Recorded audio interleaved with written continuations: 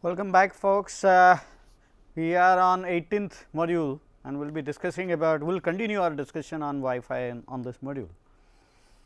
Well, we have already seen two modes in which Wi-Fi operates, DCF and PCF, ad hoc and infrastructure mode.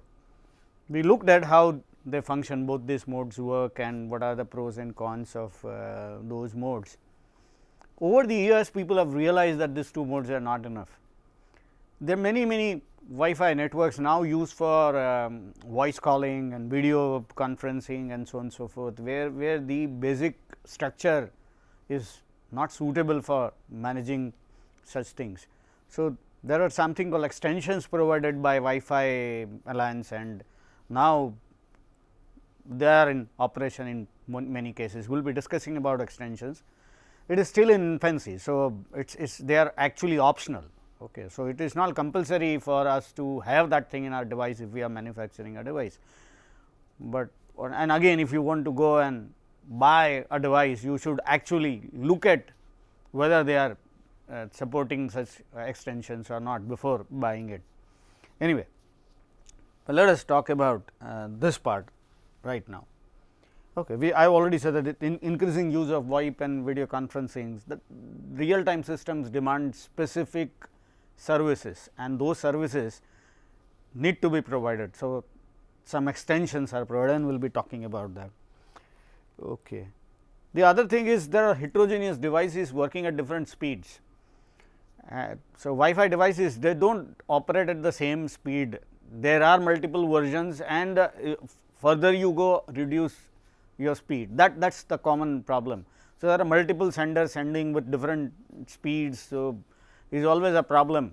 Okay. So, faster sender should not be starved of bandwidth in such a case. So, that is the other thing which people wanted to implement. So, extensions provided that. Okay. And there is something called traffic classes. Traffic classes is about dividing traffic into multiple classes and they are prioritized classes. So, higher priority traffic should get precedence over the other one. For example, real time traffic should get precedence over non real time traffic, and foreground traffic should get precedence over background traffic. For example, if I am accessing a web is a foreground traffic, a file being downloaded is a background traffic. So, a file being downloaded may be delayed a bit, but if I get a faster experience, I am happy with that system. So, that is the usual expectation of people, and this extensions provided solutions to all those. Okay.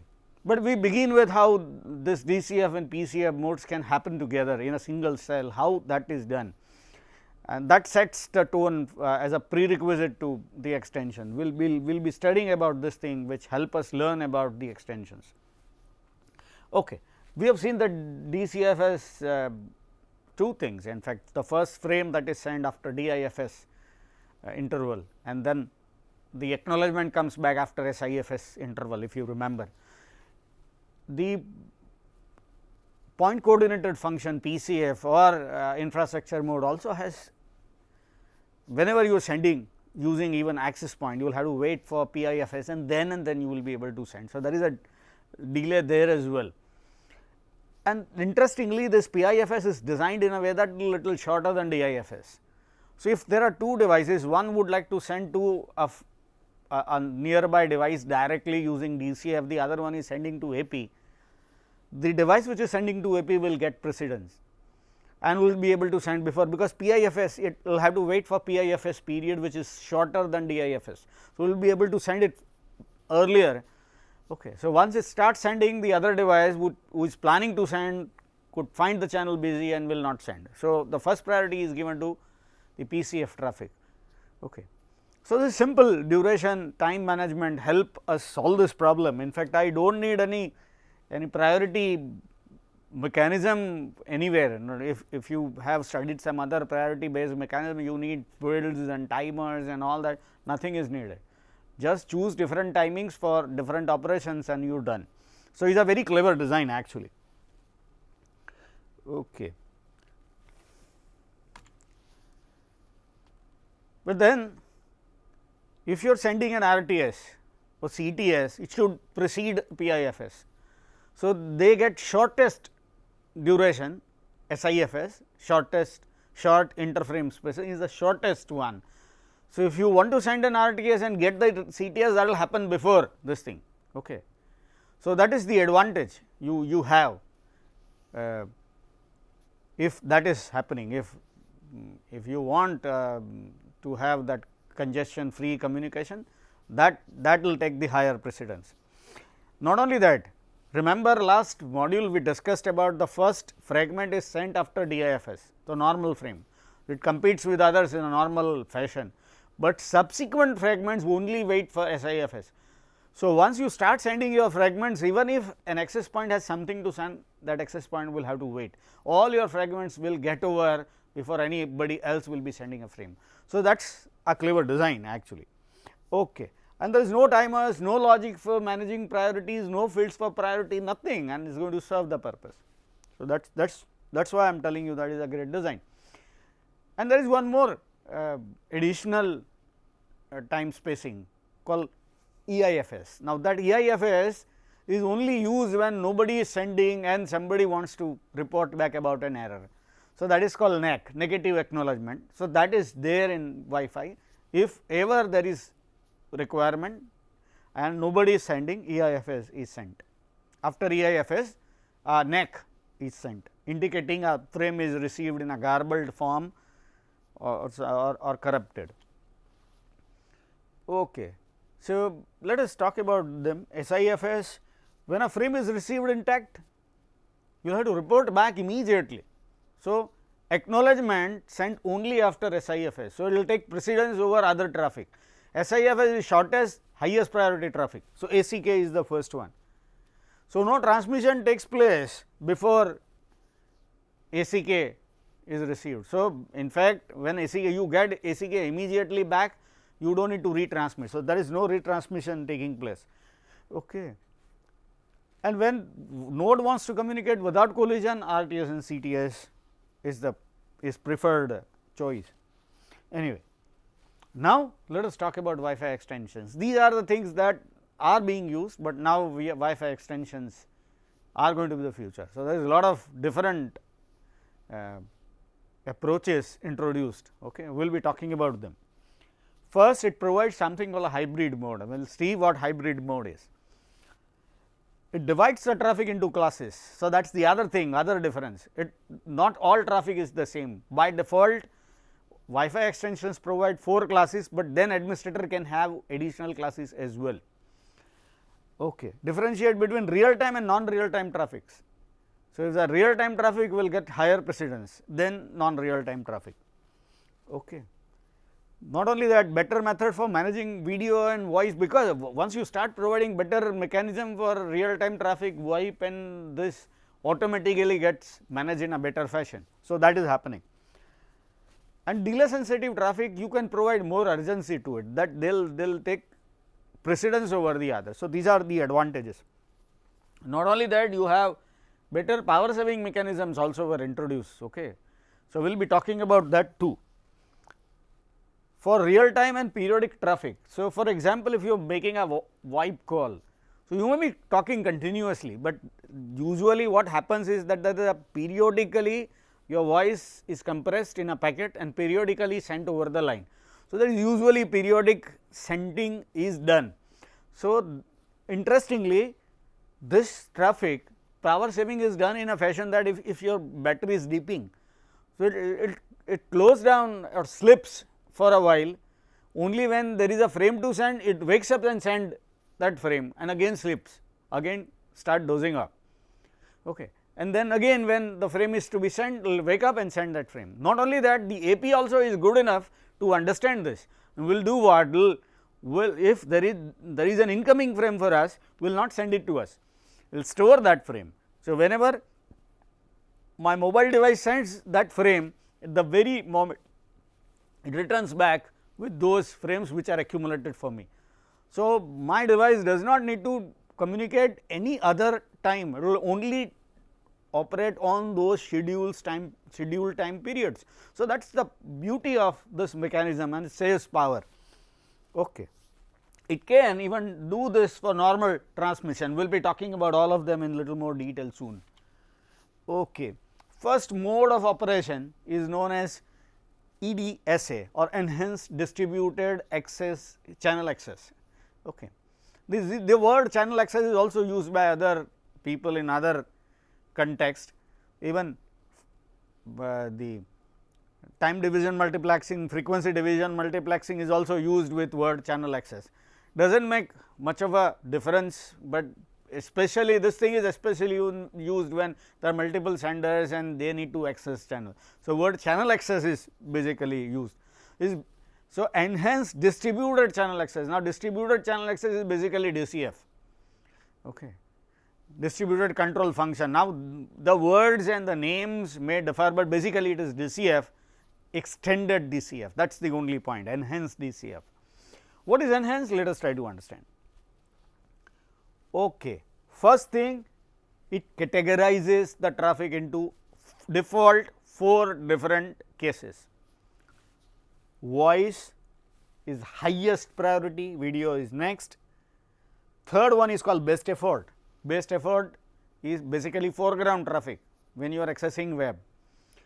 It can wait, we do not mind. Voice should not wait. If you are talking over phone, that should not wait. Video may wait a little, but not for a much longer period. Web access can be delayed a bit. A file download obviously has the lowest priority. Okay. So, that is called background traffic. The difference between best effort and background is that best effort involve the user, you doing something. So, you expect a response back. The background traffic, user is not directly involved. So, it will take a little while and there is no issue. Okay. Other classes can also be possible. The administrator can decide to add some additional traffic, some classes of his own traffic and add. So, that is possible. We will make sure it is possible that some users will get higher priority than the others. Otherwise, surprised why you need that, but this also is needed by others in other cases also. For example, if you are an ISP and you provide 2 different types of services, one for 2G customer and other for 3G customers, you need to provide 2 different types of services and you have to have 2 different classes. Okay. One class gets the precedence over the other. So, that kind of a system is demanded. So, you can see that this is really needed. Not only that, one important thing is that there has to be a card which supports this. If there is no card, if the card cannot support, system cannot provide. For example, if you have different classes, you will have to like wait for that particular minute, the duration, check, that kind of thing. If there is no physical possibility of doing it, will not be in a position to implement.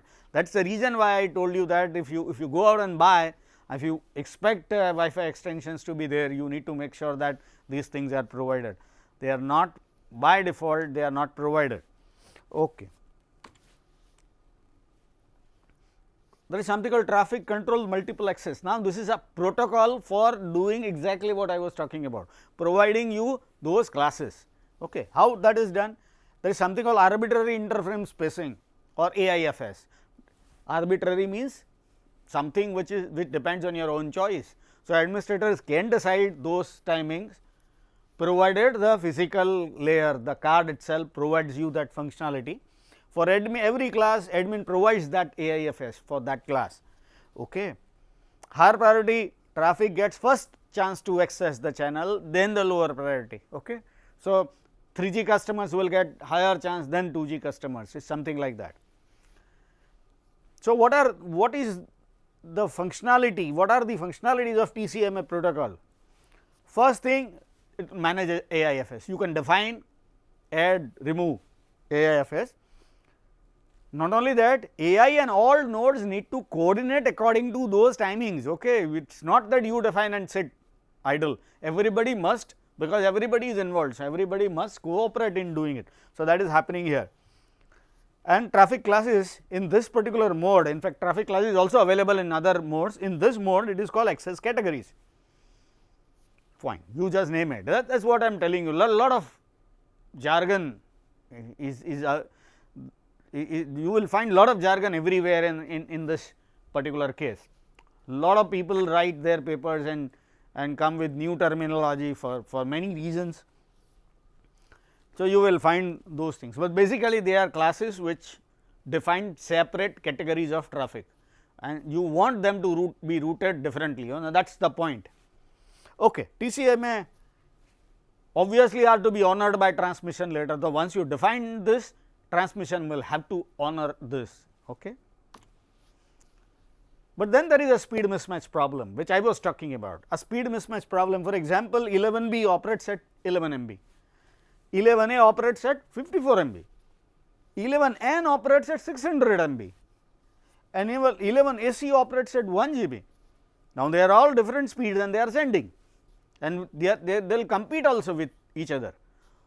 So, the problem is, there is a problem is called rate anomaly. We will see what that is. Okay. And again, this speed mismatch is not the only concern. The very sender who is sending will be able to send at 54 MB when he is near to access point, will be reduced to maybe 12 MB after moving to a further distance. So, that is the other problem. So, you will almost always find multiple senders sending at different speeds. Now, how do you make sure that there is no problem? For example, a slow sender might slow down a fast sender. How? Let me show you through a problem. Now, problem is, you can see that the packet, here is a slow sender who is sending slowly. So, you can see that it is taking a lot of time reaching at the other end, and this guy is a fast sender. You probably have noticed that difference, and I have designed that difference exactly matching with this requirement. Consider two senders, one is at 12 MB, the first one, 54 MB, the second one. Now, in case of DCF, you know that only when one frame is sent, the other frame can be sent, and both of them will compete for sending, and if they collide again, that is a problem. For the time being, we will just assume that both senders are coordinating very well and we do not have a collision issue, but then alternatively each one will get a chance. So, first time first sender, second time second sender. The problem is that if both of them send same identical frames at the same speed on which they are working, the problem is that first sender will take 5 times more to send that frame, the second sender will do it very fast, but then again we will have to wait 5 times more for the other sender to complete. What does what is the meaning of this? The meaning is that the fast sender actually is starved of bandwidth. Okay. For example, assume that the first sender takes 5 minutes, second sender takes 1 minute. So, first sender sends for 5 minutes, you will have to wait, then you send for 1 minute, then again you will have to wait for 5 more minutes, and then you will be able to send for 1 minute. It is clearly injustice to a fast sender. Okay. You from one angle it seems very fair, because both of them get alternate turns to send, but it is not in a true sense. So, that is the problem, and that problem is known as rate anomaly. Now, what do you think is a solution to this problem? Is again the solution is very simple. Instead of dividing the traffic by frames, divide it by time. Okay. So, what do? You just say that both of them will send for 5 minutes. Then the first sender will be able to send 1 frame, the second sender will be able to send 5 different frames, and then the first sender will send 1 frame, second sender again will send 5 frames. So, the fast sender gets more chance to transmit, and both of them get equal opportunity with respect to time to send. So, okay. So, it is more fair opportunity, more fair way of doing it. That is why it is called transmission opportunity, or TXOP is a solution. Okay. It solves the rate anomaly problem. Okay. It provides fixed duration to each sender. If both sender in this case I said both of them will get 5 minutes or 5 seconds or whatever. Okay. Interestingly, it is quite possible that both of them will get 1 second only. So, second sender can send complete frame in 1 second, but the first sender cannot send complete frame in 1 second, because the frame is so long that it will take 5 seconds to transmit. What to do? Simple, send the fragment. Now, the earlier rule is changed now. You just send the first fragment, second sender will send the complete frame, you send the next fragment, and so on and so forth. So, here even fragments are interleaved, unlike the earlier case. Okay. So, if the frame is longer, then the duration that you can send, you will send the frame in fragments. Okay. So, that is how it is done. So, sender may send as many frames as it can during that period, the period in which you are allowed to transmit, or you can send a fragment. The sender gets the treatment according to the speed that it has. So, if it is faster, it will be able to send more. So, it is quite fair scheme. Okay. Interestingly, AP also announces the amount of bandwidth that it has, and will tell others that this is the bandwidth that I have. Okay. So, you should act accordingly. So, senders do what? Senders actually look at their classes and decide how much which class should send. Okay. The data from which class should send. Okay. And this is something I have already shown, I am skipping it. Okay. The EDSA also provide quality of service. As I have told you, there are 4 classes by default. So, best effort and background, they get 15 millisecond to 1023 milliseconds, but they can only send 1 frame minute, and their priority is lower than voice and video. Voice get 1.5 ms and video get 3 ms. Okay. Now, this is the time actually. So, this is shortest time. So, this is highest priority, while this is little more. So, this is less priority. Okay. Therefore, sending as many frames. So, they will be able to send, and again that duration is defined. So, they will be able to send. Not only that, there is something called admission control which is provided. Now, conventionally data transmission works like this. If you are downloading a file, if somebody else starts downloading a file, what will happen? Your downloading is slowed down to accommodate the other users transmission.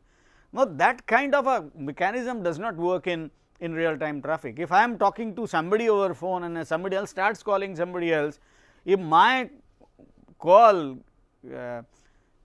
reduced in quality, this is not acceptable. The better thing is, which is observed by landline phones, that when I am calling to somebody, when my calling is on, I am talking to the other party. If somebody tries to call when there is no space, he is not allowed to get in. Okay. Those who are using that service should get that service. Okay. And the newcomer should deny as long as there is no space. Okay. Unlike conventional data transmission case. So, admission control is also provided by EDSA. As I have told you, the bandwidth is announced. So, the sender will decide which class can send, and you provide that this class can only send this class can only send, and once that is done, will stop, will control that admission. Okay.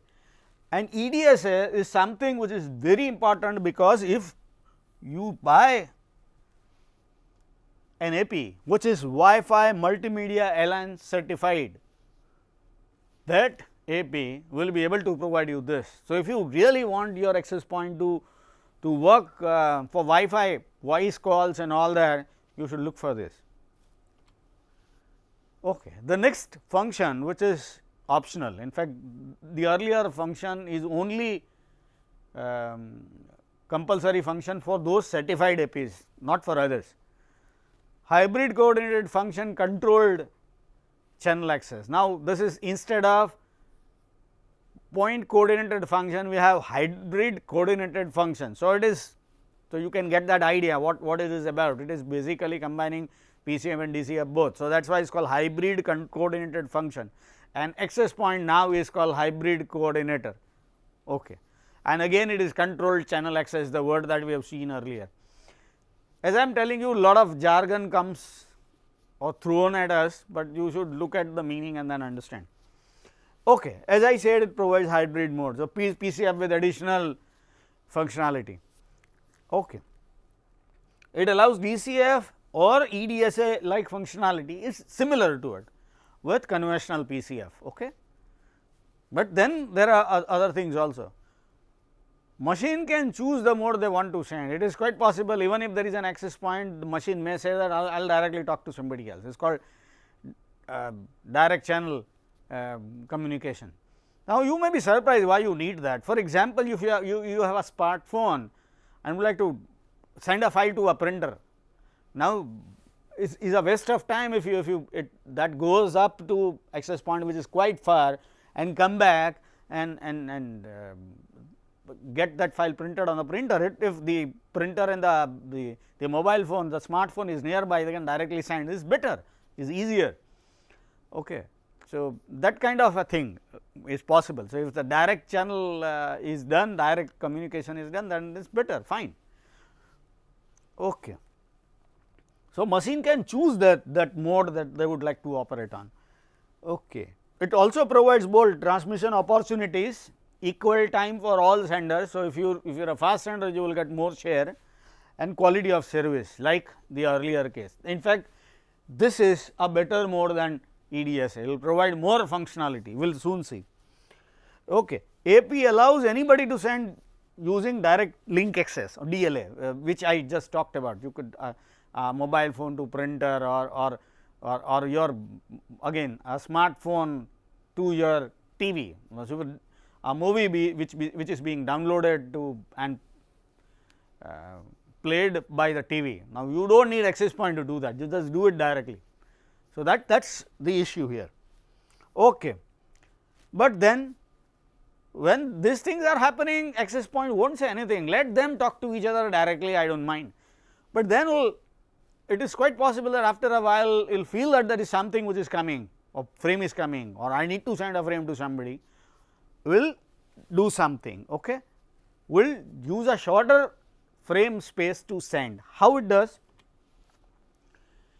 Okay. When AP takes control, it is called hybrid controller, okay, and does not use pure round robin like PCF, but is based on class. Okay. So, it is not in earlier case you have an access point, there are 5 devices, you just give ton frequency to each one of them and they will take ton sending in pure round robin basis. This is not that way, it will depend on the class of traffic you trying to send or receive. Okay. That scheduling in a more complicated fashion is happening here.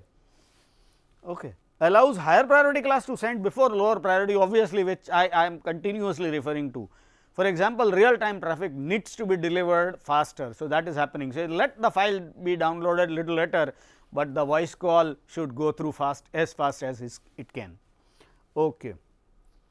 For example, the other thing which is possible here is that it will give priority not only to a traffic class, but the device which is sending as well. So, it might say that the server has a higher priority than the node. So, if you have sent some query to server and other nodes are also interested in sending the query to server, the server's response will take precedence over the other nodes queries. So, you will get the response to your query faster. Anybody who send the query to server, next cycle server will be able to send before any other node sending. So, responses to queries are received faster. So, that is the advantage of mobile device based quality or ordering or priority. Okay. So, clients get faster experience and expedited local processing is possible. Okay. How HCCA actually functions?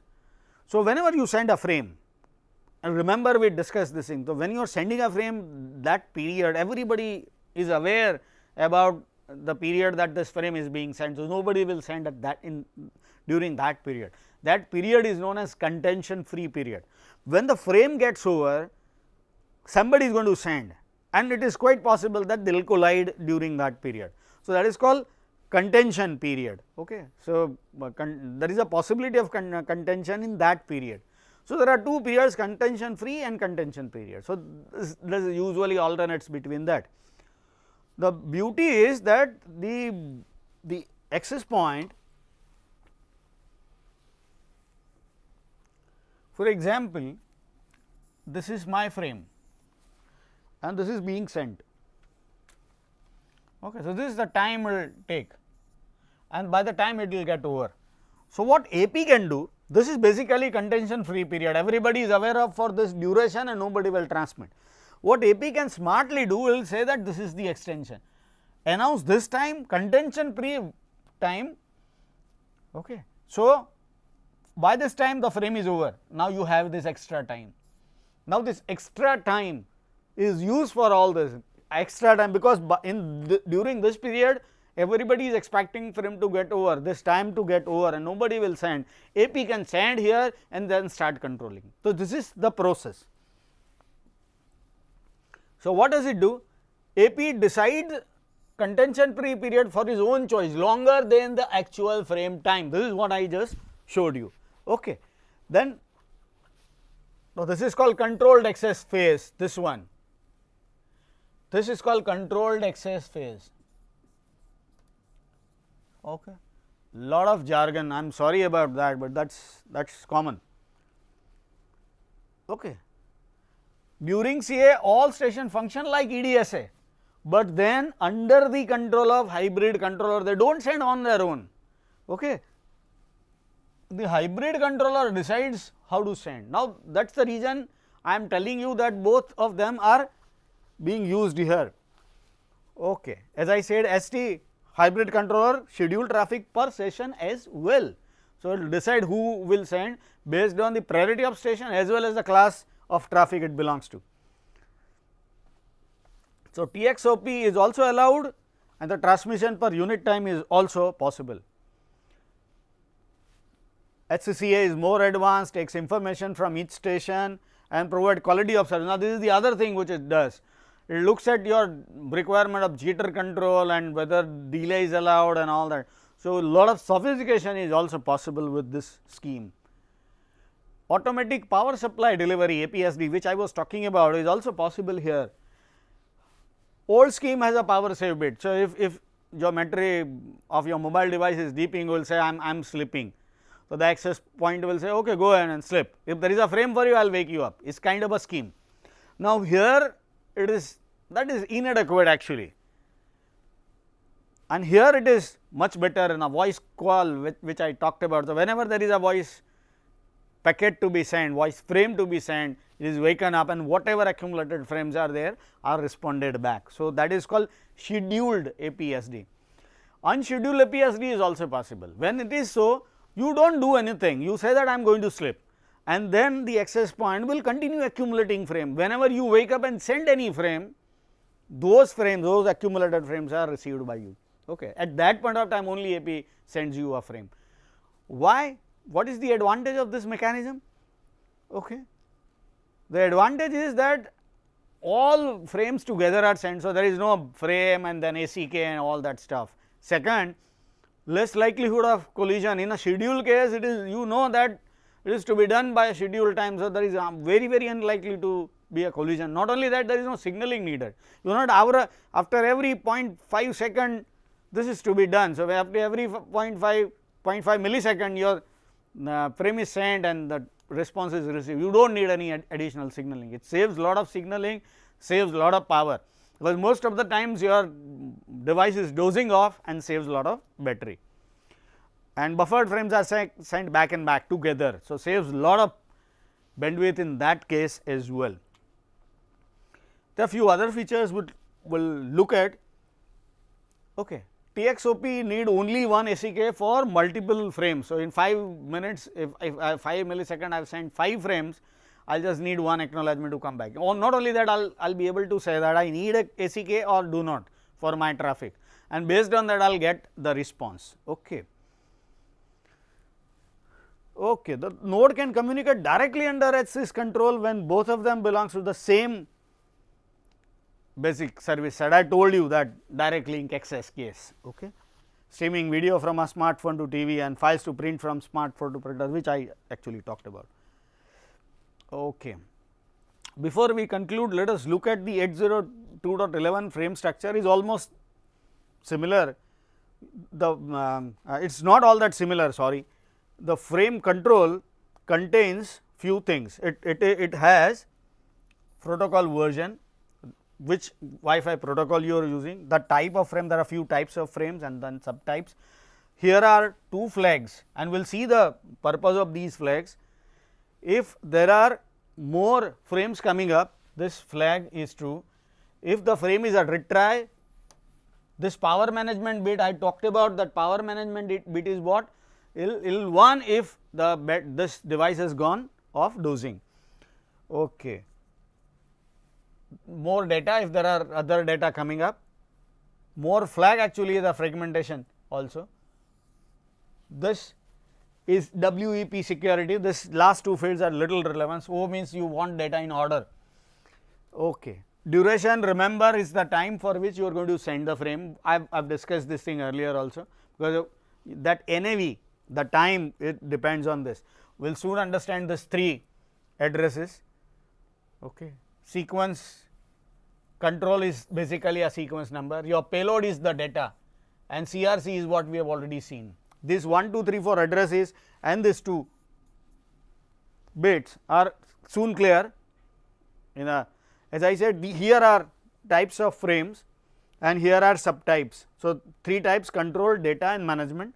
The control is RTS, CTS and ACK, data is data, management you can have beacon frames, authentication, deauthentication, association, deassociation. Okay.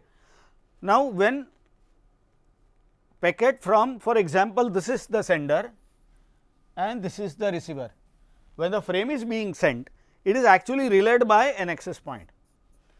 So, those bits, when packet is sent from this node to this access point from AP to AP, okay, this is sending to AP, it is not from AP. So, from AP bit is false, to AP bit is true, and the receiver, the address, third address is AP1. First address is this, second address is this. Why you need address number 3 and 4? Address number 3 here, because it is AP1.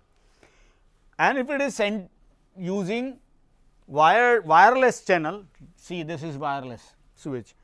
Again, when the packet is sent from here to here, both from AP, because it is from AP, it is to AP. So, the second flag is also true, and you have all 4 addresses: sender's address, receiver's address, AP1 and AP2. So, you have 4 addresses. When it is finally sent here, from AP it is correct. Okay. So, this is true, this is false, and the third address is AP2. In this case and this case, the fourth address is not used. In this case, fourth address is used. If this is wired, okay, it is all Ethernet. So, you do not have those addresses. So, the fourth address is hardly used in true sense. If sender and receiver both belongs to same network, same BSS, that also is not used. Okay.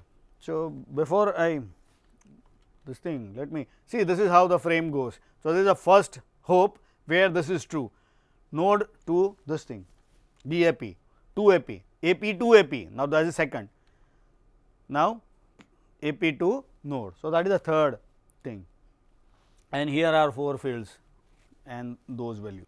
I conclude this module. Friends, we have looked at Wi-Fi extensions in this module, we have looked at 2 modes of Wi-Fi and lot of additional facilities that they are providing, TXOP and traffic classes, power save delivery and so on. With that, I conclude. Thank you all.